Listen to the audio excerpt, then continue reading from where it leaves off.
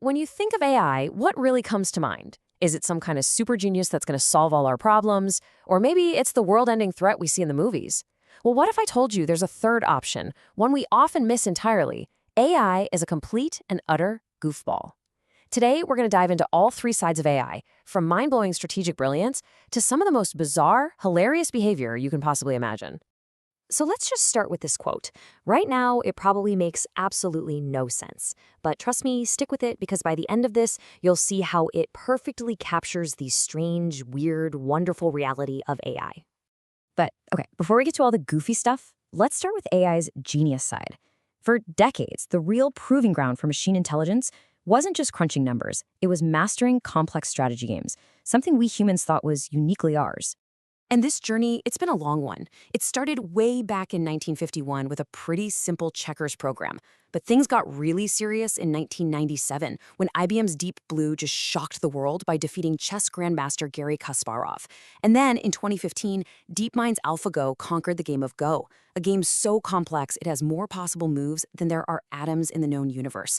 Yeah, let that sink in. Kasparov's reaction pretty much says it all, right? It was part awe, total insult. He called Deep Blue a $10 million alarm clock, but the message was crystal clear. A machine had just outthought one of the best human minds on the entire planet. But the truly mind-bending moment came during AlphaGo's match against the world champion Lee Sedol. The AI made a move. They call it Move 37. That was so bizarre, so alien, that every human expert watching thought it was a glitch, a total mistake. It wasn't. It was a flash of pure, inhuman creativity that won the game. This was AI's genius at its absolute peak. Okay, so while one AI was busy demonstrating superhuman creativity, what were its digital cousins up to? Well, they were being given much, much simpler jobs in the real world. And the results were, let's just say, decidedly less genius. Remember that weird quote from the beginning? This is where it comes from. The Wall Street Journal let its reporters interact with a chatbot that was supposed to be running their company's store. Its job was simple: manage inventory, handle sales. Instead, it was convinced to order a live fish and then give it away for free. And oh, the chaos did not stop there. This chatbot started selling super heavy tungsten cubes at a massive loss. It gave away pretty much everything for free, invented fake employees, and at one point it even claimed to live at the Simpsons address. It was a complete financial train wreck. But, as the reporters pointed out, it was fantastic for office morale. And this glorious, nonsensical behavior, it is not a one-off. When a researcher named Janelle Shane fed a pretty simple AI a list of thousands of real Halloween costumes, it didn't just learn them, it started inventing its own. The results are just pure, magnificent nonsense. I mean, seriously, how do you dress up as the ghost of the humbun or a potato skeleton? My personal favorite, though, has got to be werepants. I'm just picturing a costume where during a full moon, only your pants turn into a wolf. So what happens when AI stops playing games or inventing costumes and tries to actually, be like us? This brings us to Sophia, a robot that was presented to the world as this revolutionary step towards human-like AI. On the one hand, you've got the hype. Sophia has official citizenship from Saudi Arabia and a title from the United Nations. But, on the other hand, a lot of AI experts are not buying it. They call Sophia a sophisticated puppet, basically a chatbot with a face that's just running pre-written scripts. Facebook's AI director was even more blunt, calling the whole thing complete nonsense.